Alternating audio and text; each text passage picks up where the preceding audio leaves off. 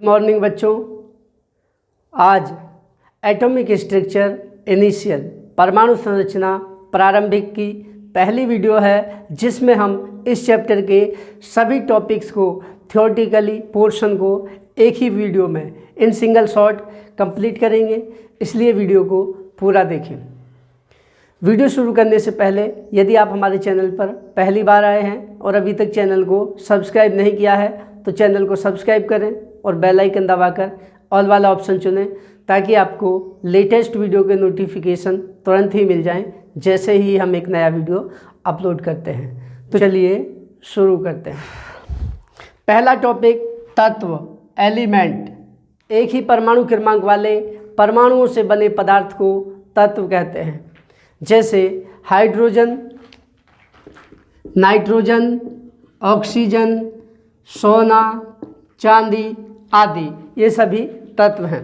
प्रकृति में लगभग 92 प्रकार के तत्व, हमारी पृथ्वी पर 92 प्रकार के तत्व प्राकृतिक रूप से पाए जाते हैं, लेकिन वैज्ञानिकों ने लगभग परमाणु क्रमांक 120 तक के तत्वों को खोज लिया है। 92 से ऊपर वाले तत्व वैज्ञानिकों ने रेडियो एक्टिव विधियों आर्टिफिशियल मेथड से बनाए हैं, इसलिए वो अनस्टेबल होते हैं, अस्थायी होते हैं। हो सकता है वो तत्व जो आगे के बनाए हैं किसी दूसरे प्लेनेट पर, किसी दूसरे ग्रह पर स्थायी रूप में उपस्थित हों। नेक्स्ट टॉपिक है परमाणु क्या है। एटम। एटम परमाणु। परमाणु पदार्थ का वह सूक्ष्मतम कण है जो स्वतंत्र अवस्था में नहीं रह सकता है, लेकिन रासायनिक समीकरण में भाग ले सकता है, परमाणु कहलाता है। क्या है बच्चों परमाणु? The smallest particle of matter which can not exist in free state but can participate in any chemical reaction. सबसे छोटा कण है जो स्वतंत्र तो नहीं पाया जाता है केवल निष्क्रिय गैसों को छोड़कर, लेकिन रासायनिक अभिक्रिया में भाग लेता है, वो कहलाता है परमाणु। नेक्स्ट टॉपिक है मॉलिक्यूल। हिंदी में कहते हैं इसे अणु। पदार्थ का वह सूक्ष्म कण जो स्वतंत्र अवस्था में रह सकता है लेकिन रासायनिक अभिक्रिया में भाग नहीं ले सकता, अणु कहलाता है। A smallest particle which can exist in free state but can not participate in chemical reaction. तो ये स्वतंत्र रह सकता है लेकिन रासायनिक अभिक्रिया में भाग नहीं लेगा। ये भी एक छोटा कण है लेकिन परमाणु से बड़ा होता है। परमाणु मिलकर अणु बनाते हैं, मॉलिक्यूल्स बनाते हैं। एटम फ्री स्टेट में नहीं रह सकता है लेकिन रासायनिक अभिक्रिया में भाग ले सकता है। मॉलिक्यूल फ्री स्टेट में रह सकता है मुक्त अवस्था में, लेकिन रासायनिक अभिक्रिया में भाग नहीं ले सकता। रासायनिक अभिक्रिया में भाग लेने के लिए मॉलिक्यूल्स को पहले एटम्स में, परमाणुओं में टूटना पड़ता है। नेक्स्ट टर्म है एटॉमिक नंबर, परमाणु क्रमांक। कहते हैं बच्चों इसे परमाणु क्रमांक। परमाणु क्रमांक को जानने से पहले बच्चों हम परमाणु के बारे में थोड़ा सा जान लेते हैं। बच्चों ये चित्र बनाया है हमने एटम का, परमाणु का। परमाणु के अंदर एक धनावेश नाभिक पाया जाता है जिसके अंदर प्रोटॉन और न्यूट्रॉन पाए जाते हैं। न्यूट्रॉन उदासीन कण है जिस पर कोई आवेश नहीं होता है, और उस नाभिक के चारों ओर विभिन्न कक्षाओं में, पहली कक्षा, दूसरी कक्षा, तीसरी कक्षा, उस नाभिक के चारों ओर विभिन्न कक्षाओं में इलेक्ट्रॉन चक्कर लगाते हैं। तो ये है बच्चों परमाणु, यहाँ से यहाँ तक, ये बीच वाला है नाभिक। अब देखिए इसमें पाए जाते हैं proton plus neutron, P plus N, proton plus neutron, और ये है इलेक्ट्रॉन। परमाणु को तीन हैं, इलेक्ट्रॉन, प्रोटॉन और न्यूट्रॉन। तो अब देखते हैं एटॉमिक नंबर क्या है, परमाणु क्रमांक क्या है। किसी परमाणु के नाभिक में उपस्थित प्रोटॉनों की संख्या परमाणु क्रमांक कहलाती है। इस नाभिक के अंदर जितने प्रोटॉन होंगे बच्चों, उसी को कहेंगे हम परमाणु क्रमांक। को कैपिटल जेड से दर्शाते हैं। जितने भी तत्व हैं बच्चों उतने ही परमाणु क्रमांक हैं। तत्व की परिभाषा है अलग अलग परमाणु क्रमांक वाले। तो बच्चों 120 तत्व जो खोजे गए हैं, तो 120 परमाणु क्रमांक वाले तत्व खोजे जा चुके हैं जिनके नाभिक में 120 तक प्रोटॉन है, 1, 2, 3 इस तरह से। नेक्स्ट टर्म है द्रव्यमान संख्या, मास नंबर, को कह देते हैं एटॉमिक वेट। हिंदी में कहते हैं बच्चों इसको मास नंबर को, द्रव्यमान संख्या इसको कहते हैं परमाणु भार। इन दोनों में बहुत थोड़ा सा अंतर है, पॉइंट में होता है अंतर, बताएंगे क्यों होता है। एक ही मान लेते हैं दोनों को, लेकिन थोड़ा सा माइनर सा अंतर होता है। परमाणु के नाभिक में उपस्थित प्रोटॉनों और न्यूट्रॉनों की कुल संख्या को उस तत्व की द्रव्यमान संख्या या मास नंबर कहते हैं।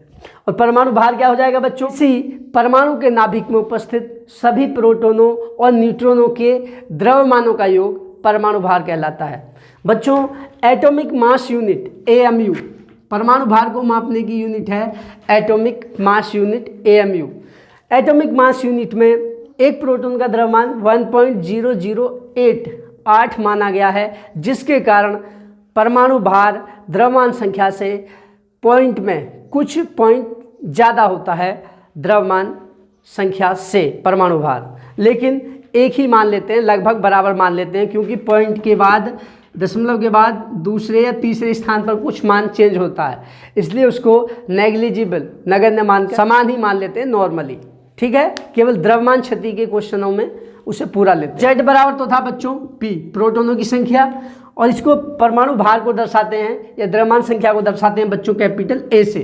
तो A बराबर हो गया प्रोटॉन प्लस न्यूट्रॉन, द्रव्यमान संख्या बराबर प्रोटॉन प्लस न्यूट्रॉन, और परमाणु क्रमांक बराबर P, प्रोटॉनों की संख्या। मान लीजिए आपके पास कोई एलिमेंट X है, कोई तत्व है X, इस X के लेफ्ट साइड में बाईं ओर नीचे की तरफ तो लिखते हैं बच्चों परमाणु क्रमांक यानी कि Z को, यहाँ पे Z लिखा जाएगा, और राइट साइड में ऊपर की तरफ घात के रूप में लिखते हैं बच्चों द्रव्यमान संख्या या परमाणु भार को, इस तरह से। इसका मतलब ये हुआ कोई तत्व है तो उसके लेफ्ट साइड में तो लिखा जाएगा बच्चों परमाणु क्रमांक, ऊपर की तरफ घात के रूप में लिखा जाएगा दाईं ओर परमाणु भार या द्रव्यमान संख्या। एग्जाम्पल है बच्चों हीलियम का He का। He का परमाणु क्रमांक होता है 2, Z बराबर होता है 2, और इसका परमाणु भार होता है बच्चों A बराबर होता है 4। तो हीलियम को लिखेंगे कैसे?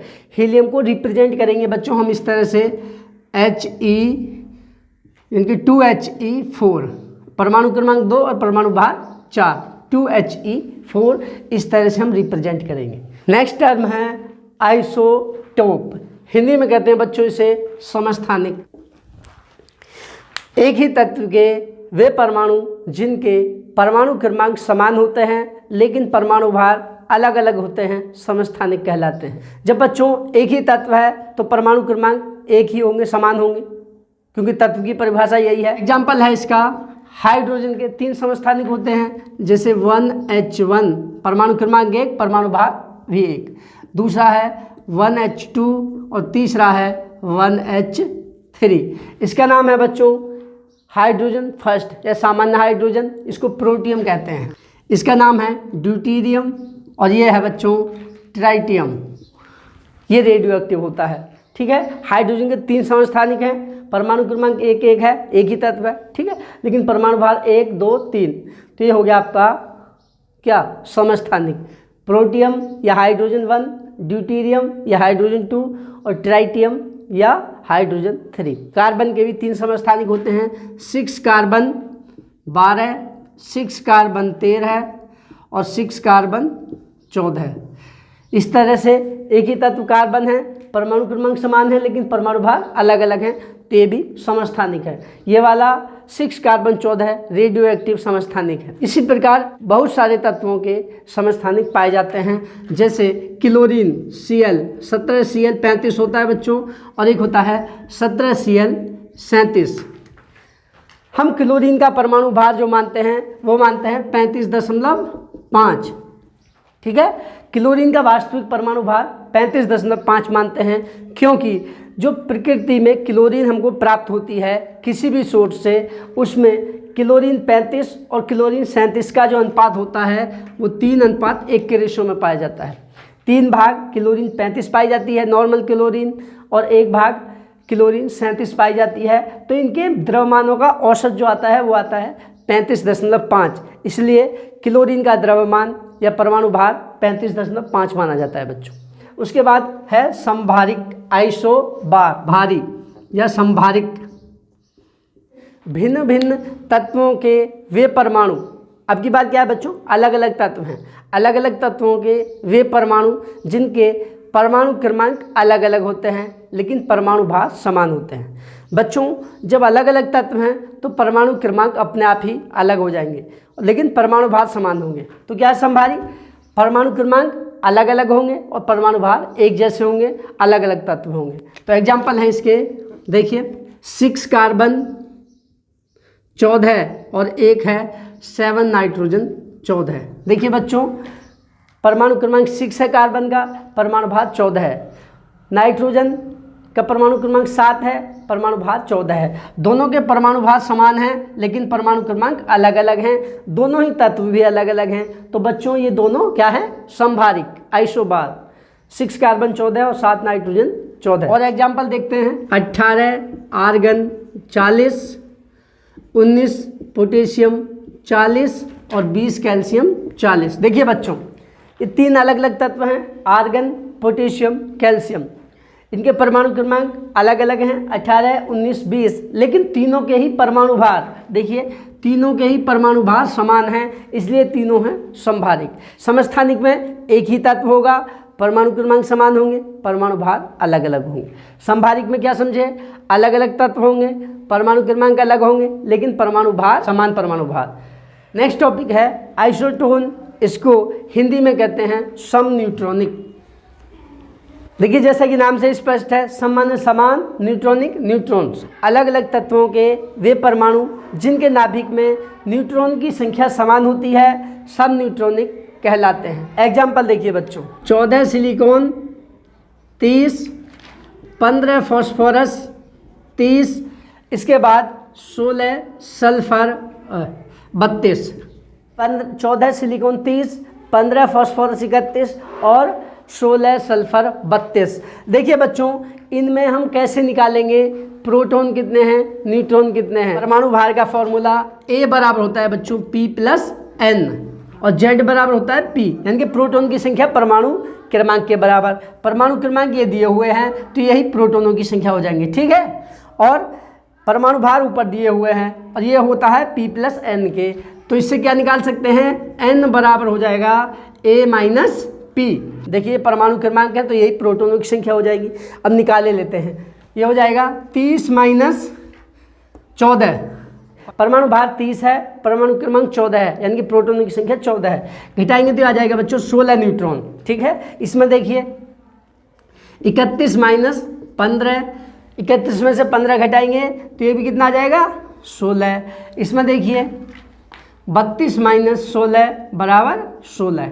तो देखिए बच्चों इन तीनों ही परमाणुओं में जो अलग अलग तत्व हैं तीनों में न्यूट्रॉन्स की संख्या 16, 16, 16, अर्थात इनमें न्यूट्रॉनों की संख्या समान है, इसलिए ये तीनों तत्व हैं समन्यूट्रॉनिक। अगला टॉपिक है बच्चों इलेक्ट्रॉन, प्रोटॉन और न्यूट्रॉन। इनकी खोज किसने की, इनका द्रव्यमान क्या है और इन पर आवेश कितना होता है, ठीक है। तो सबसे पहला है इलेक्ट्रॉन। इलेक्ट्रॉन को दर्शाते हैं बच्चों हम E- से या -1 बीटा 0 से। किसी भी परमाणु के 3 मूल कण होते हैं, इलेक्ट्रॉन, प्रोटॉन, न्यूट्रॉन। तो इलेक्ट्रॉन है पहला पार्टिकल, उसकी सिंबल क्या है, प्रतीक है E- या -1 बीटा 0। इसका मास होता है बच्चों 9.1 × 10⁻31 किलोग्राम, ठीक है। 9.1 × 10⁻31 किलोग्राम इसका द्रव्यमान होता है इलेक्ट्रॉन का। और इसका चार्ज, आवेश कितना होता है, आवेश होता है बच्चों इसका 1.6 × 10⁻19 कूलाम, माइनस ऋणावेश होता है। इसकी खोज की थी इलेक्ट्रॉन की J.J. टॉमसन ने। से इंग्लिश में थॉमसन शब्द है लेकिन बच्चों इसको टॉमसन पढ़ा जाता है, ठीक है, ध्यान रखिए। तो इलेक्ट्रॉन का सिंबल E- या -1 बीटा 0। इसका द्रव्यमान होता है, मास होता है 9.1 × 10⁻31 किलोग्राम। इसका आवेश होता है 1.6 × 10⁻19 कूलाम, ऋणावेश है। J.J. टॉमसन ने खोज की थी इसकी कैथोड, किरणों से। एक कांच की विसर्जन नलिका में पारे की वाष्प भरकर निम्न दाब पर विद्युत विसर्जन कराने पर कैथोड से कुछ अदृश्य किरणें निकलती हैं जो धनावेशित इलेक्ट्रोड अर्थात एनोड की ओर चलती हैं, इसलिए इन किरणों को नाम दिया गया कैथोड किरणें। और कैथोड किरणों से ही जे थॉमसन ने खोज की थी इलेक्ट्रॉन की। प्रोटॉन को दर्शाते हैं 1p1 या H प्लस। प्रोटॉन को दर्शाते हैं 1p1 ऐसे या सिंपल p या H प्लस के रूप में। मुख्य प्रतीक इसका ये है, ये और ये है। ये तो केवल अम्ल होगा तब H प्लस से दर्शाएंगे, ठीक है। तो क्या है इसका प्रतीक 1p1 या p। इसका द्रव्यमान होता है 1.6725 गुणा 10 की घात माइनस 27 किलोग्राम। इसका आवेश होता है 1.6 गुणा 10 की घात माइनस 19 कूलाम। ये होता है धनावेश प्लस आवेश। और इनकी खोज की थी रदरफोर्ड ने। रदरफोर्ड ने खोज की थी प्रोटॉन्स की, लेकिन प्रोटॉन से पहले एक एक्सपेरिमेंट किया था। गोल्डस्टीन ने धन किरणों की खोज की थी बच्चों। धन किरणें या कैनाल किरणें उन्होंने उसका नाम दिया था, और उन धन किरणों से प्रोटॉन की खोज की रदरफोर्ड ने। रदरफोर्ड ने प्रोटॉन की खोज की जिसका सिंबल होता है 1p1 या p। द्रव्यमान 1.67 मल्टीप्लाइड बाई 10 की पावर माइनस 27 किलोग्राम, और आवेश होता है 1.6 गुणा 10 की घात माइनस 19 कूलाम धनावेश। इलेक्ट्रॉन और प्रोटॉन के आवेश बराबर होते हैं, लेकिन इनके सिंबल चार्ज अलग अलग होते हैं। इसका ऋणावेशित होता है, ये धनावेशित होता है। नेक्स्ट है तीसरा कण न्यूट्रॉन। न्यूट्रॉन को दर्शाते हैं 0n1 या n से। मुख्य रूप से इससे दर्शाएंगे 0n1 या n से। इसका द्रव्यमान होता है 1.6746 गुणा 10 की घात माइनस 27 किलोग्राम। देखिए प्रोटॉन और न्यूट्रॉन का द्रव्यमान लगभग समान है, थोड़ा सा अंतर है। देखिए 1.6725 है, यहाँ पर 1.6746 है, घात समान है, इतने किलोग्राम होगा। और इस पर कोई आवेश नहीं होता, ये उदासीन है, ये न्यूट्रल होता है। न्यूट्रॉन पर कोई आवेश नहीं पाया जाता है। न्यूट्रॉन की खोज की थी चैडविक ने। तो ठीक है, तो इलेक्ट्रॉन की खोज जे थॉमसन ने, प्रोटॉन की खोज रदरफोर्ड ने, और न्यूट्रॉन की खोज चैडविक ने। इस तरह से इलेक्ट्रॉन, प्रोटॉन और न्यूट्रॉन हो जाते हैं। और गोल्डस्टीन ने खोज की थी धन किरणों की, जिन्हें कैनाल किरणें कहा था। नेक्स्ट टर्म है परमाणु मॉडल, एटॉमिक मॉडल्स। अलग अलग वैज्ञानिकों ने परमाणु के अलग अलग मॉडल दिए हैं। सबसे पहला है जे थॉमसन का। जे थॉमसन ने पहला परमाणु मॉडल दिया। उन्होंने बताया कि पूरे परमाणु में धनावेश बिखरा होता है, जिसके अंदर तरबूज के बीजों की तरह इलेक्ट्रॉन अंदर धसे होते हैं जगह जगह। तो इस मॉडल को कहा गया तरबूज मॉडल, वाटरमेलन मॉडल। मॉडल के आधार पर बच्चों, जब इलेक्ट्रॉन नाभिक के अंदर धसे होंगे तो यौगिक नहीं बन सकते हैं। इस मॉडल के आधार पर संयोजकता को एक्सप्लेन नहीं किया जा सकता है। यौगिक कैसे बनेंगे उसको एक्सप्लेन नहीं किया जा सकता है। इसलिए जे थॉमसन के तरबूज मॉडल को अमान्य घोषित कर दिया गया। दूसरा मॉडल दिया रदरफोर्ड मॉडल। रदरफोर्ड ने अल्फा कण प्रकीर्णन के द्वारा सोने की एक बहुत पतली पत्ती पर अल्फा कणों की बौछार की, और उसके आगे एक जिंक सल्फाइड के प्रदीप्तिशील पर्दे पर उन अल्फा कणों की पैटर्न देखी, चमक को देखा। उसके आधार पर उन्होंने निष्कर्ष निकाला कि परमाणु के अंदर एक नाभिक पाया जाता है। अल्फा कण प्रकीर्णन के आधार पर इन्होंने नाभिक की खोज की। पहले तो रदरफोर्ड ने अल्फा कण प्रकीर्णन के द्वारा सबसे पहले सोने की पतली पत्ती पर अल्फा कणों का बौछार की, और अल्फा कण प्रकीर्णन के आधार पर उन्होंने खोज की नाभिक की। और इसी खोज के आधार पर उन्होंने अपना परमाणु संरचना का अपना मॉडल दिया, जिसमें नाभिक को माना गया। तो इनके मॉडल को कहा जाता है नाभिकीय model of atom, nuclear model of atom. Rutherford ने अल्फा कण प्रकीर्णन के द्वारा पहले नाभिक की खोज की। ध्यान, 2 क्वेश्चन है बच्चों इसमें। नाभिक की खोज किसने की? अल्फा कण प्रकीर्णन के द्वारा रदरफोर्ड ने, और इसी के आधार पर उन्होंने अपना परमाणु मॉडल दिया, नाभिकीय मॉडल।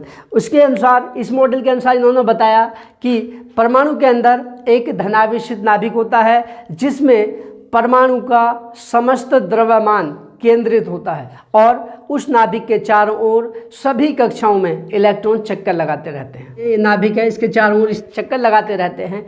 ये मॉडल दिया रदरफोर्ड ने। इस मॉडल को काफ़ी समय तक माना गया, सही माना गया, लेकिन बाद में इसमें भी ऑब्जेक्शंस किए गए, आक्षेप लगाए गए, आरोप लगाए गए। यदि इलेक्ट्रॉन नाभिक के चारों ओर घूम रहा है, कहीं भी किसी भी स्थान पर घूम रहा है, तो उसकी कक्षा सर्पिलाकार होगी, क्योंकि धनावेशित नाभिक इलेक्ट्रॉन को अपनी ओर खींचेगा और गतिशील कण की ऊर्जा घूमते समय धीरे धीरे कम होगी, जिसके कारण इलेक्ट्रॉन नाभिक के पास आता चला जाएगा धीरे धीरे और अंत में नाभिक में गिर जाएगा। नाभिक प्लस और माइनस का एक जगह मिलने का मतलब परमाणु का अस्तित्व समाप्त। इलेक्ट्रॉन की कक्षा इस तरह से होगी, सर्पिलाकार, यानी कि अंत में इलेक्ट्रॉन नाभिक में गिर जाएगा, यानी कि परमाणु समाप्त हो जाएगा।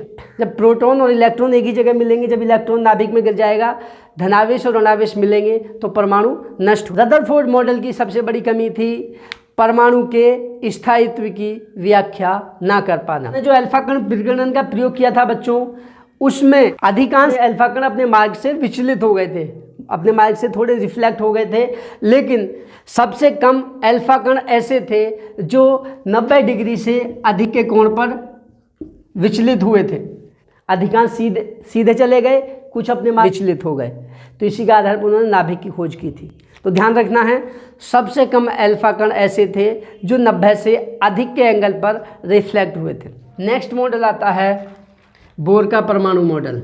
आधुनिक मॉडल है। रदरफोर्ड मॉडल की कमियों को दूर किया नील्स बोर ने प्लांक के क्वांटम सिद्धांत के आधार पर। उन्होंने बताया कि इलेक्ट्रॉन नाभिक के चारों ओर सभी कक्षाओं में चक्कर नहीं लगाता है, बल्कि एक निश्चित कक्षा में चक्कर लगाता है इलेक्ट्रॉन, जिसे उस इलेक्ट्रॉन की स्थायी कक्षा कहते हैं। वे ही इलेक्ट्रॉन कक्षाएं संभव होती हैं जिनके लिए इलेक्ट्रॉन का कोणीय संवेग J बराबर NH/2π का पूर्ण गुणक होता है, जहां n बच्चों कक्षा की संख्या है, H प्लैंक नियतांक है, J कोणीय संवेग है। और चूंकि इलेक्ट्रॉन बहुत हल्का है बच्चों नाभिक की तुलना में, धनावेशित नाभिक इलेक्ट्रॉन को अपनी ओर आकर्षित करता है, लेकिन यह आकर्षण बल इलेक्ट्रॉन की कक्षीय गति के कारण उस पर लगने वाले अपकेंद्रीय बल, एक उस पर बाहर की तरफ छदम बल लगता है, उस बल से संतुलित रहता है, जिसके कारण इलेक्ट्रॉन नाभिक के चारों ओर एक ही कक्षा में घूमता रहता है, उसके पास नहीं आता है। इस मॉडल के अनुसार इन्होंने बताया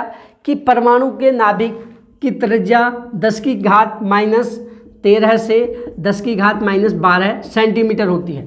मीटर में बदले बच्चों तो हो जाएगी 10⁻⁻15 मीटर, और 10⁻⁻15 मीटर को कहा जाता है एक फर्मी। ठीक है, 10⁻⁻15 मीटर को कहा जाता है एक फर्मी। नाभिक को मापने की एक इकाई मानी गई है फर्मी, जो कि 10⁻⁻15 मीटर के बराबर होती है। तो परमाणु नाभिक की त्रिज्या तो होती है 10⁻⁻13 से 10⁻⁻12 सेंटीमीटर, और परमाणु की त्रिज्या होती है 10⁻⁸ सेंटीमीटर। तो बच्चों परमाणु नाभिक की त्रिज्या 10⁻⁻, यानी कि ये नाभिक है तो इसकी त्रिज्या यहाँ से यहाँ तक, तो ये होगी 10⁻⁻13 से 10⁻⁻12 सेंटीमीटर। और परमाणु की त्रिज्या मान लीजिए कक्षाएं हैं इसके चारों ओर इलेक्ट्रॉन की, यहाँ से और यहाँ तक की दूरी, यह होगी बच्चों 10⁻⁸ सेंटीमीटर। इसके बाद है बच्चों इलेक्ट्रॉनों का विन्यास। इलेक्ट्रॉनों का विन्यास किया जाता है बोर-बरी नियम के अनुसार। कक्षा में अधिकतम 2n² इलेक्ट्रॉन हो सकते हैं बच्चों, जहाँ n उस कक्षा की संख्या है। पहली कक्षा हो जाएगी, पहली कक्षा के लिए 2 × 1 का वर्ग बराबर 2। दूसरी कक्षा में 2 × 2 का वर्ग, 2 दूनी 4 दूनी 8 इलेक्ट्रॉन। तीसरी कक्षा में 2 × 3 का वर्ग, 3 × 9 दूनी 18। इस तरह से किसी कक्षा में अधिकतम 2n² इलेक्ट्रॉन हो सकते हैं, जहां n उस कक्षा की संख्या है। एक कक्षा आरंभ होने के लिए बच्चों इसी कक्षा में 8 इलेक्ट्रॉन पूरे हो जाते हैं, तो नई कक्षा में इलेक्ट्रॉन आने शुरू हो जाते हैं बच्चों। जैसे पहली में तो 2 ही रहेंगे, उसके बाद 8 उसके बाद तीसरी कक्षा में जैसे 8 होंगे फिर आगे इलेक्ट्रॉन जाने लगते हैं चौथी कक्षा में। ये नहीं है कि इसमें 2n² के अनुसार पूरे इलेक्ट्रॉन हो। जब 8 इलेक्ट्रॉन हो जाते हैं किसी कक्षा में तो नई कक्षा शुरू हो जाती है। सबसे बाहरी कक्षा में अधिक से अधिक 8 इलेक्ट्रॉन हो सकते हैं और उससे पिछली में 18। और एक नियम है, बाहर वाली कक्षा में 2 से अधिक और उससे पिछली में 8 से अधिक। बाहर की कक्षा में 2 से अधिक और उससे पिछली में 8 से अधिक इलेक्ट्रॉन तब तक नहीं होते हैं जब तक कि इन बाहर की दोनों कक्षाओं को छोड़कर जो अंदर की कक्षा है वो नियम 1 यानी कि 2n² के अनुसार पूरी नहीं भर जाती। मान लीजिए यहाँ पे कक्षा है आपकी चौथी, ये 5वीं है, ये 6ठी है, ठीक है। तो 6ठी में 2 से अधिक और 5वीं में 8 से अधिक तब तक नहीं होंगे जब चौथी कक्षा में 2n² के अनुसार यानी कि 2 × 4 का वर्ग, 4 चौक 16 दूनी 32, जब तक इसमें 32 नहीं हो जाएंगे चौथी कक्षा में। इन बाहर की 2 कक्षाओं को छोड़कर इनसे पहले वाली कक्षा इस नियम के अनुसार पूरी नहीं हो जाती, ठीक है। यानी कि 6ठी कक्षा में 2 से अधिक और 5वीं में 8 से अधिक तब तक नहीं होंगे जब तक कि चौथी कक्षा में 32 नहीं हो जाएं। नेक्स्ट टॉपिक है बच्चों आवर्त, पीरियड। किसी भी तत्व के वाहितम कोष की संख्या उस तत्व की आवर्त संख्या कहलाती है। देखिए जैसे हम देखते हैं बच्चों कैल्शियम 20Ca, इसका विन्यास करें तो ये हो जाएगा 2 8 8 2। देखिए इसमें कितनी कक्षाएं हैं, ये पहली कक्षा, दूसरी कक्षा, तीसरी कक्षा, चौथी कक्षा। ये इलेक्ट्रॉनों की कक्षाएं हैं, पहली कक्षा, दूसरी कक्षा, तीसरी कक्षा, चौथी कक्षा। तो बाहर वाली कक्षा की संख्या क्या है 4, चौथी कक्षा है बच्चों, तो इसका आवर्त हो जाएगा 4। आवर्त को अंकों में दर्शाते हैं, चौथा आवर्त हो जाएगा, ठीक है। इसी प्रकार हम देखते हैं 47 Ag चांदी, चांदी कौन सा आवर्त में होगी, तो इसका विन्यास होगा 2 8 18 18 1, 2 8 18 18 1। तो पहली कक्षा, दूसरी कक्षा, तीसरी कक्षा, चौथी कक्षा, 5वीं कक्षा। सबसे बाहर की कक्षा की संख्या है 5, तो इसका आवर्त हो जाएगा, चांदी कौन सा आवर्त में होगी 5वें में। आवर्त सारणी में आप चेक कर सकते हैं। नेक्स्ट टॉपिक आता है वर्ग या समूह, इंग्लिश में कहते हैं बच्चों इसे ग्रुप। जिन तत्वों के सभी कोष, ये सभी कक्षाएं इलेक्ट्रॉनों की पूर्ण भरी होती हैं, यानी कि बाहर की कक्षा में यदि 8 इलेक्ट्रॉन हैं उनकी वर्ग संख्या होती है बच्चों 0। जिन तत्वों की केवल वाहितम कक्षा, केवल बाहर की कक्षा अपूर्ण है, उनकी वर्ग संख्या होती है वाहितम कक्षा में इलेक्ट्रॉनों की संख्या। जैसे हम इसमें देखते हैं बच्चों, कोई भी कक्षा 8 इलेक्ट्रॉनों पर भी पूर्ण मान ली जाती है। केवल वाहितम कोष अपूर्ण है तो इसमें 2 इलेक्ट्रॉन हैं, तो इसकी वर्ग संख्या कितनी हो जाएगी 2। वर्ग संख्या को दिखाते हैं बच्चों रोमन बड़े अंकों से, सेकंड ग्रुप में होगा ये। इसी प्रकार Ag का वर्ग देखते हैं बच्चों, इसमें 18 इलेक्ट्रॉन है तो ये कंप्लीट है, केवल वाहितम कोष अपूर्ण है, इसमें 1 इलेक्ट्रॉन है तो इसका वर्ग हो जाएगा बच्चों फर्स्ट ग्रुप में होगी ये, ठीक है। 13 एल्यूमिनियम को देखते हैं तो ये होगा 2 8 3, के बाहर का कोष अपूर्ण है, इसमें कितने इलेक्ट्रॉन है 3, तो इसका कितना हो जाएगा, तो इसका ग्रुप हो जाएगा थर्ड, तो थर्ड ग्रुप में होगा बच्चों। 17 Cl, इसका विन्यास करते हैं 2 8 7, ये पूर्ण है कोष, केवल ये कोष अपूर्ण है। वाहितम कोष में कितने इलेक्ट्रॉन है 7, तो इसकी वर्ग हो जाएगा 7 7th। जिनके वाहितम 2 कोष अपूर्ण होते हैं उनकी वर्ग संख्या वाहितम दोनों कोषों के इलेक्ट्रॉन की संख्या को जोड़कर उसमें से 8 घटाते हैं तब निकलती है। यदि अंतर आता है 8 या 8 से कम तो वर्ग संख्या जितना अंतर है वही रहेगी, लेकिन 8 से ज़्यादा आता है 9 10 11 तो उसकी वर्ग संख्या 8 होती है। तो देखिए 26 Fe, इसका विन्यास होता है 2 8 14 2। देखिए बच्चों ये कोष भी अपूर्ण है, 8 नहीं है इसमें, और ये कोष भी अपूर्ण है, या तो 8 होने चाहिए थे इसमें या 18 होने चाहिए थे, तो ये दोनों कोष अपूर्ण हैं, ठीक है, अपूर्ण कोष हैं ये। तो इनका वर्ग निकालने के लिए हम क्या करेंगे बच्चों, तो इनका वर्ग निकालने के लिए करेंगे हम दोनों कोषों के इलेक्ट्रॉन को जोड़ेंगे, 14 + 2, इसमें से घटा देंगे 8, 16 - 8 कितने बच्चे 8। चूंकि अंतर आ रहा है 8 इसलिए इसकी वर्ग संख्या कितनी हो जाएगी 8, 8वें वर्ग में होगा ये आयरन, ठीक है। इसके अलावा एक और बताते हैं निकिल Ni, निकल देखिए, निकल होता है 28, इसका विन्यास करते हैं 2 8 16 2। ये भी अपूर्ण है, ये भी अपूर्ण है, ये दो कोष अपूर्ण है, तो वर्ग निकालने के लिए क्या करेंगे बच्चों, 16 + 2 - 8, ये हो जाएगा 18 - 8, तो कितना आया अंतर 10। हमने बताया था यदि 8 से अधिक आता है, 9 10 11 कुछ भी, तो उसका वर्ग हो जाएगा कौन सा, तो इसका वर्ग हो जाएगा बच्चों 8वां। इसीलिए आवर्त सारणी में 8वें वर्ग को 3 बार रखा गया है, 8 8 8, इस तरह से देख, तो निकिल भी होगी 8वें वर्ग में, चूंकि अंतर 8 से ज़्यादा आ रहा है। 21 स्कैंडियम है, इसका विन्यास करते हैं 2 8 9 2, इस तरह से है। देखिए ये भी कोष अपूर्ण है, ये भी कोष अपूर्ण है, ये दो कोष अपूर्ण है, ठीक है, इसमें 2 है, इसमें 9 है, तो इनको जोड़ेंगे, 9 2 11, 11 - 8 कितना आया 3, तो वर्ग क्या हो जाएगा 3rd, तो स्कैंडियम तीसरे वर्ग में होगा। तो बच्चों यही थे इस चैप्टर के एटॉमिक स्ट्रक्चर, इनिशियल परमाणु संरचना, प्रारंभिक के मुख्य टॉपिक्स जो हमने इस वीडियो में कवर किए हैं। बच्चों कल नई वीडियो में हम इस चैप्टर के ऑब्जेक्टिव टाइप क्वेश्चंस जो कि आपके नीट और जेईई के लिए बहुत ही महत्वपूर्ण हैं वो हल कराएंगे। तो आशा करता हूँ ये सभी टॉपिक्स आपको समझ आ गए होंगे। यदि समझ आ गए हैं लाइक करके शेयर करें, यदि समझ नहीं आए हैं तो कमेंट करें। तो बच्चों आज के लिए इतना ही पर्याप्त है, कल फिर एक नई वीडियो के साथ मिलते हैं, तब तक के लिए thank you and have a nice.